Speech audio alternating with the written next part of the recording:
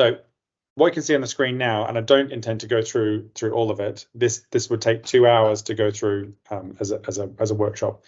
Is just how many options we have as people involved in commerce, the buying and selling of services, to motivate and reward the provider who receives the money with different incentives based on the level of knowledge that we have of a project.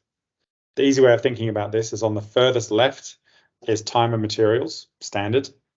And on the furthest right is fixed price with complex economic adjustments based on different factors.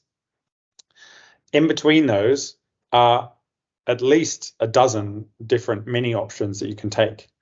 Time and materials could be capped, could be retained payments, could be graduated, cost plus, you can have incentives or fixed fees.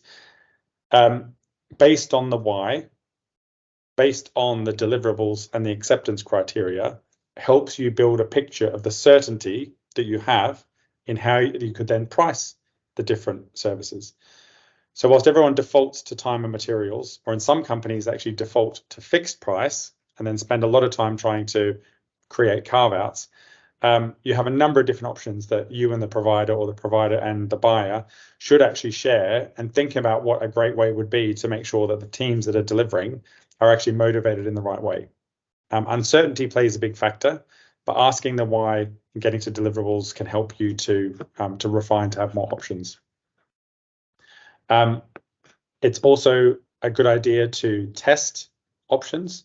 So by analyzing the work and seeing what's written down, actually, how about we think about some different models? Could we have time and materials? Could we put an incentive in place? This is where you do scenario planning. What if I fix the price? If you fix the price, actually, you might find a lot of assumptions or carve-outs are presented by the provider that then can facilitate a conversation to analyze the work again and then test a different model. You might find that a provider is highly reluctant to fix the price because the risk is too high because of the unknowns. Well, actually, fixed price or not, those unknowns are going to cause you damage to the project in any case. So the act of going through testing a model for actually how you would price can often elicit different pieces of information that can help you make the project more successful. I think that's a really good point earlier when people were talking about their difficulties they have with technical people writing statements of work or different interpretation. But the more you go down any of these routes, they're all ways of discussing the work. So they're all ways of uncovering unknowns. Because we all know, even internally within our team, you can be talking and suddenly someone says, hang on a minute, what's that? I've never heard about that. And there can be a misunderstanding or a misalignment, which you're not even aware of.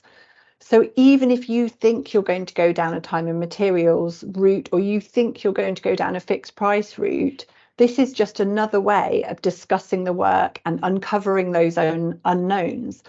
And the whole point about those unknowns is you don't know where they are. So the deliverables table, the governance table that we're going to show you later, the conversation around different commercial models, they're all just ways of understanding the work in more details. It might be that whilst you're talking about commercial models, you go, oh, well, no, because so-and-so, he's going to be doing that. And you say, well, who's that then? He's not been mentioned before. She's not been mentioned before. And it's just another way.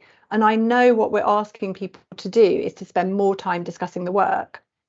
But certainly as a provider, I always was that person rushing to sign to get the work paid for. But I would pay after signature for weeks at a time. I'd be like, why did I agree to this deliverable? It doesn't even seem important now, 3 months down the line.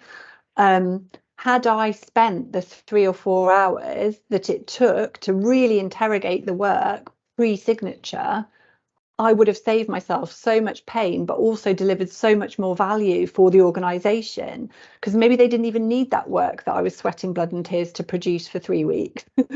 So again, it's about having those conversations. And if you're the leader of one of these processes, if you're the publisher, if you like, in that workflow, then you need to be encouraging your team and other teams to have these conversations pre-signature.